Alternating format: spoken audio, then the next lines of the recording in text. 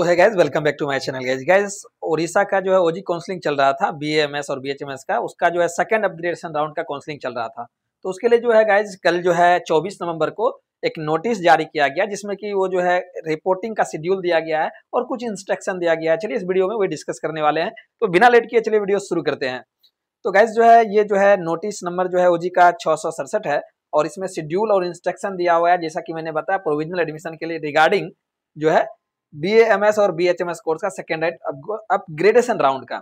तो इसने क्या लिखा है मैं एक बार आपको बता देता हूँ। इन्होंने लिखा है कि सारे कैंडिडेट जिनको जो है फ्रेश अलॉट हुआ है, सेकेंड अपग्रेडेशन राउंड में सीट अलॉट हुआ है, उनको जो है रिपोर्ट करना होगा, ओजी ऑफिस में रिपोर्ट करना होगा, जो कि गेंडा मुंडा में है और भुवनेश्वर में है। उनको जो टाइम दिया है और डेट दिया है, उसी पे टाइम और डेट के अकॉर्डिंग उनको वहां पर रिपोर्ट करना है। और वो भी जो है रिक्वायर्ड जितने भी जो है ओरिजिनल डॉक्यूमेंट के साथ उनको प्रोविजनल एडमिशन के लिए वहां पर पहुंचना है। ऑल सर्टिफिकेट और मार्कशीट लेके उनको जाना होगा। उसके बाद गाइज जो है इनका शेड्यूल अगर जरा सा बात कर ले तो इनका जो शेड्यूल है गाइज, सॉरी गाइज, इनका जो शेड्यूल है गाइज वो जो है कॉलेज अलॉटेड का जो है आयुर्वेदा मेडिकल कॉलेज का जो स्ट्रीम जैसे बीएएमएस स्ट्रीम का वो टाइमिंग है 27 नवंबर को उनको जो है सुबह 10 बजे से 11:30 बजे के बीच में जो है इनको वहां पर रिपोर्ट करना होगा। 27 तारीख को ही बीएचएमएस कोर्स के जो स्टूडेंट है और जितने सारे होम्यो मेडिकल कॉलेज का है उनको जो है रिपोर्ट करना होगा, वहीं रिपोर्ट करना होगा ओजी ऑफिस गेंडा मुंडा भुवनेश्वर में, जो कि उनको 11:30 से 1 बजे के बीच में कल 27 को रिपोर्ट करना होगा। अब इसके रिगार्डिंग में क्या इन्होंने इंस्ट्रक्शन दिया है, इंस्ट्रक्शन को एक बार हम लोग देखेंगे गाइज। इनका इंस्ट्रक्शन क्या है तो लिखा है इन्होंने, बी में इंस्ट्रक्शन दिया हुआ है, all freshly allotted candidates should exercise the option for freeze or float using the their और लॉगिन आईडी। कहने का मतलब जिनको फ्रेशली अलॉट हुआ है उनको क्या करना है, या तो फ्रीज करना है या फिर फ्लॉट ऑप्शन को उनको क्या करना है, लॉगिन करके अपने वेबसाइट पे चूज करना होगा, ऑप्ट करना होगा। दूसरा पॉइंट इसने किया है, admission fee must be paid इधर ऑनलाइन और बाय डिमांड ड्राफ्ट। आप जो है अपना एडमिशन फी दो तरीके से पेड कर सकते हैं, ऑनलाइन पेड कर सकते हैं या फिर डीडी बनाकर आप जो है पेड कर सकते हैं। अगर आपको ऑनलाइन पे करना है तो आप जो है अपने लॉगिन आईडी पर लॉगिन करके वहां से आपको ऑप्शन देखने को मिल जाएगा, तो उसके हिसाब से आप वहां पे कर देंगे। अदरवाइज आप जो है in case of DD it should be in favour of OG drawn at any schedule bank, यानी कि आपको जो बनाना होगा डीडी वो जो है ओजी के फेवर में बनाना होगा। और उसके बाद जो है किसी भी शेड्यूल बैंक से, और पेमेबल कहाँ होगा, भुवनेश्वर में होगा, जो किसने दिया हुआ है। और कह रहा है the name and NEET application number of candidate should be mention on back of. कह रहा है कि जो आपको डीडी लेके आप जाइएगा तो कैंडिडेट जो भी कैंडिडेट डीडी से अपना जो एडमिशन फी जमा करना चाहते हैं उनको उनका नेम और नीट का एप्लीकेशन नंबर, उनका जो डिमांड ड्राफ्ट होगा उसके बैक में जो वो मेंशन करना होगा। उसके बाद उसको सबमिट करना होगा, जाकर कहाँ, ओजी ऑफिस में उसको रिपोर्टिंग के टाइम में सबमिट करना होगा। उसके बाद पॉइंट थर्ड हम देख लेते हैं गाइज। पॉइंट थर्ड क्या कह रहा है, इस इंस्ट्रक्शन को एक बार समझते हैं। पॉइंट थर्ड इंस्ट्रक्शन में दिया हुआ है, candidate required to bring all certificate marksheet and other required document in original. जितने भी जो है कैंडिडेट को सारे जो है ओरिजिनल डॉक्यूमेंट लेके पहुंचना होगा, सारे सर्टिफिकेट मार्कशीट और अदर जो आपको जो है रिक्वायरमेंट होगा है वो सारी चीज लेके आपको पहुंचना होगा विथ अनदर सेट ऑफ, और फोटोकॉपी भी होना चाहिए। ये आपको ओजी ऑफिस पहुंचना होगा प्रोविजनल एडमिशन के लिए। अब नेक्स्ट पॉइंट बात कर लेते हैं इस पॉइंट को। नेक्स्ट पॉइंट क्या है, on deposit of prescribed admission fees and submission of nativity certificate, यानी कहता है कि आपको जो है आपका जो है कहाँ का नेटिव है उनका सर्टिफिकेट जो है आपको सबमिट करना होगा, और प्रिस्क्राइब एडमिशन फी आपको देना होगा, और आपको CLC college living certificate original form में आपको सबमिट करना होगा।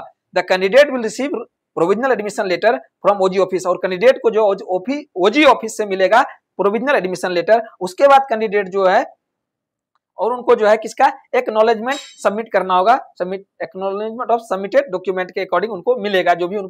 जो भी सबमिट करे डॉक्यूमेंट वो ओरिजिनल है, जो है एक्नॉलेजमेंट के द्वारा उनको सबमिट किया जाएगा, और ओजी ऑफिस से उनको जो है प्रोविजनल एडमिशन लेटर मिलेगा, और वो लेटर ले जाके उनको फाइनल में जो है उनको कॉलेज में जाके जो अलॉटेड इंस्टीट्यूट में वहां पर जाकर उनको फाइनल एडमिशन कराना होगा। अब नेक्स्ट पॉइंट को हम डिस्कस कर लेते हैं गाइस। नेक्स्ट पॉइंट क्या है, इधर the candidate alone or with only one of his her guardian। Candidate या तो अकेले आ सकते हैं ओजी ऑफिस या फिर अपने किसी एक गार्जियन के साथ आ सकते हैं।